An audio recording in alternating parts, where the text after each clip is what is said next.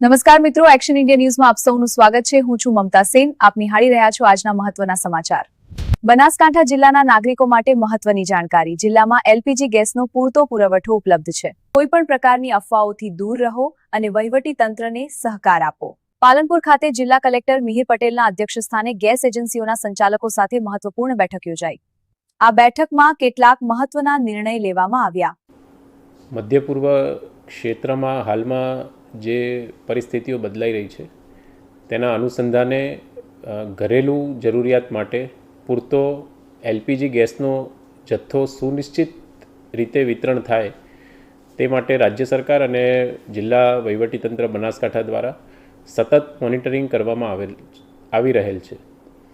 સમસ્ત બૃહદ બનાસકાંઠા જિલ્લામાં 37 જેટલી ગેસની એજન્સીઓ આવેલી છે અને આ તમામ જે ગેસ એજન્સીઓ છે એ મુખ્યત્વે 3 ગેસની કંપનીઓ મારફત પુરવઠો પૂરો પાડવામાં આવે છે।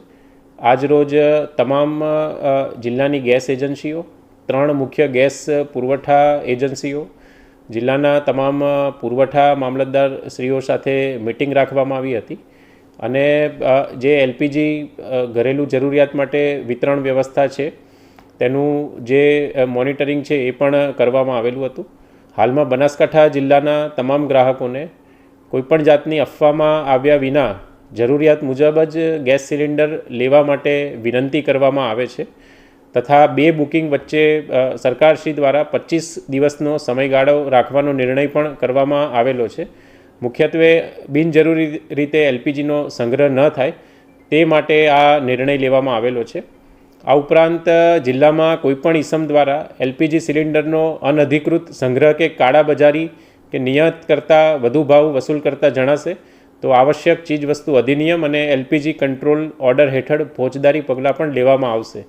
તમામ બનાસકાંઠા જિલ્લાના ગ્રાહકોને આ સમયગાળા દરમિયાન ખૂબ જ ધીરજ રાખવા અને અનાવશ્યક તણાવ ઊભો ન કરવા માટે વિનંતી કરવામાં આવે છે।